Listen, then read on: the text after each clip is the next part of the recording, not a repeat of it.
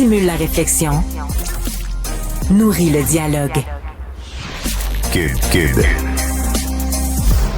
I'm immediately joining my colleague here, Annabelle Blash. She's a journalist at the Journal of Montreal. And here we're talking about the Formula One, the race. Hello, Annabelle. Hello, Alexander. Hey, c'est pas parce qu'on rit que c'est drôle. Une nouvelle ce matin qui est pas nouvelle, mais qui se poursuit dans le temps. Le Grand Prix du Canada, qui vient au Canada, un pays officiellement bilingue, mais qui est pas capable de parler un mot de français. Welcome to Montreal. We're so excited about it. Merci, Valérie. Mais oui, je me suis dit, écoute, si on parle de F1, est-ce qu'on est obligé de parler en anglais, bien qu'on le sait plus?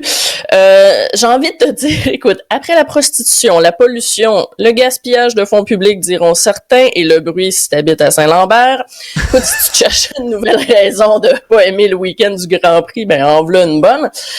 Le Grand Prix a beau être à Montréal, en fin de semaine, c'est pas une raison pour parler en français aux pilotes. C'est mes collègues Mylène Richard et François-David Rouleau qui couvrent l'événement et qui publient un article sur le sujet. C'est pas la première fois. Dans les dernières années récentes, là, c'est le 3e article du genre où on apprend que, poser des questions en français aux pilotes, là, cette fois-ci, c'est Esteban Ocon qui est français, qui porte les couleurs de Alpine, qui est quand même une écurie française, et son coéquipier aussi de la même écurie, Pierre Gasly. Ben écoute, ça se fait pas, apparemment.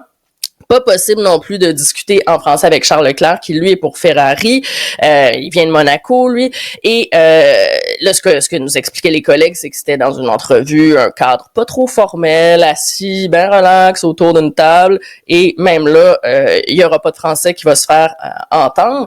Et il y a aussi, ça, fallait s'y attendre parce que, c'est le cadre plus formel de la conférence de presse de la Fédération internationale de l'automobile, qui est quand même son siège social est à Paris, là, en France.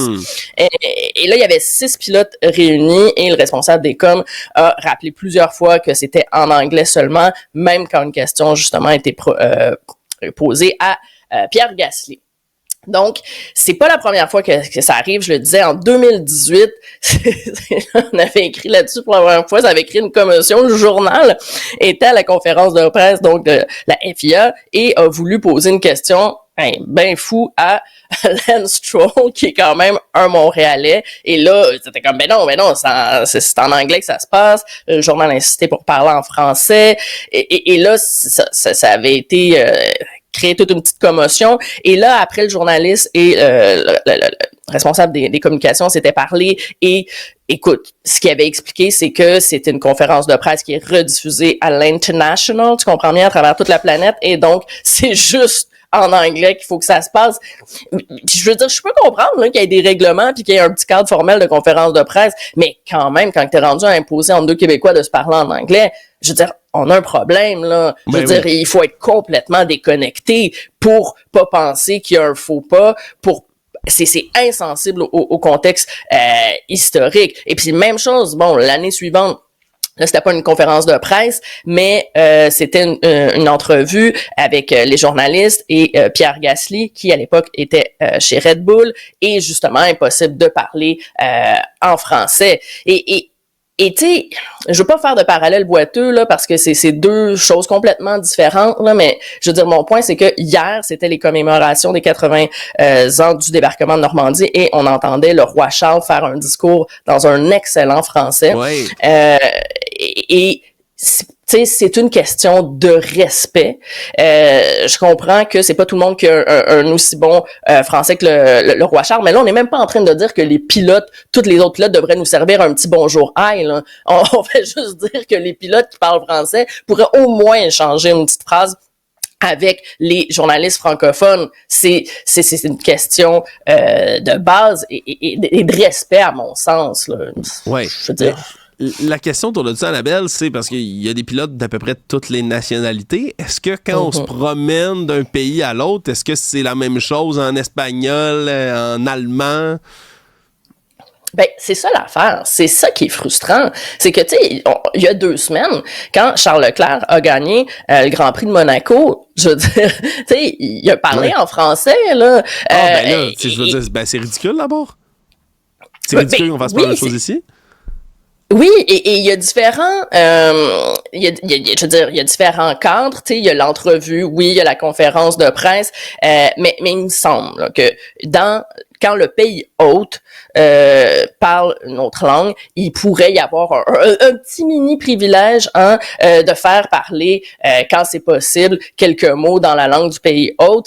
Et c'est pas si compliqué. Mais à Montréal, il y a pas de flexibilité possible, surtout pour la presse écrite, parce que les diffuseurs officiels, eux, ils se permettent d'avoir des entrevues exclusives dans la langue qu'ils veulent. Mais si t'es pas un diffuseur officiel, ben écoute, tu manges du sable finalement. Et Alpine et Ferrari, eux, ont expliqué, écoute bien ça, que c'est parce que ça dépend de la disponibilité de chaque pilote. Et quand ils ont pas beaucoup de temps, ben là, ça va être 10 minutes, ça va être juste en anglais parce qu'on n'a pas le temps de commencer à rajouter des langues là-dedans. Et là, c'est là que c'est bizarre parce que justement, on a vu quand même que quand, je veux dire, Carlos Sainz il s'en va en Espagne, on l'entend parler en espagnol. Et qui sait, je veux dire, l'écurie Ferrari, là, ça se passe beaucoup en italien, même que Hamilton qui va rejoindre Ferrari, il commence à se dire, ouais, peut-être falloir que je pratique un peu mon italien.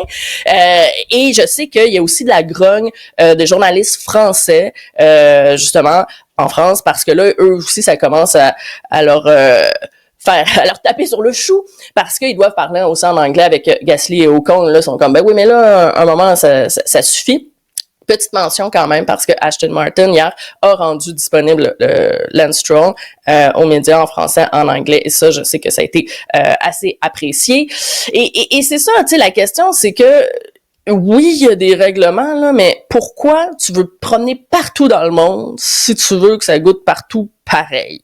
Je veux dire, si t'es à Montréal, une petite attention aux Français et même chose aussi ailleurs. Je suis sûre que ça fait plaisir à la population. Je veux dire, je comprends même pas qu'on n'y pense pas. Et oui, là, avant que tu me poses la question, comme beaucoup de gens, je veux dire, la F1, je m'en balançais pas mal, mais j'ai regardé la série Drive to Survive. Et je sais pas si toi tu l'as vu, mais tu sais, c'est une série, moi j'ai trouvé ça excellent. Et la F1, moi ça m'avait jamais intéressé, mais vraiment pas, mais j'ai adoré la série. Et étrangement, ces dernières années, j'avais commencé à suivre les résultats, les carrières des pilotes. Je vais pas le dire trop fort, mais je commençais à aimer ça et à comprendre le trip de la F1. Mais là, quand je vois des nouvelles comme ça, je suis comme, oh, ça me rappelle un peu l'espèce de vieille attitude de la F1 ici qui veut jamais négocier rien puis qui impose ses règles. Ça, j'aime pas ça. Et quand je vois qu'on empêche un pilote francophone de dire quelques mots en français à des journalistes francophones alors qu'ils se trouvent dans un pays où on parle français, dans la province où on parle français, ben, j'ai envie de reprendre les mots d'un autre sportif et de dire, ben, gardez-le, votre Grand Prix.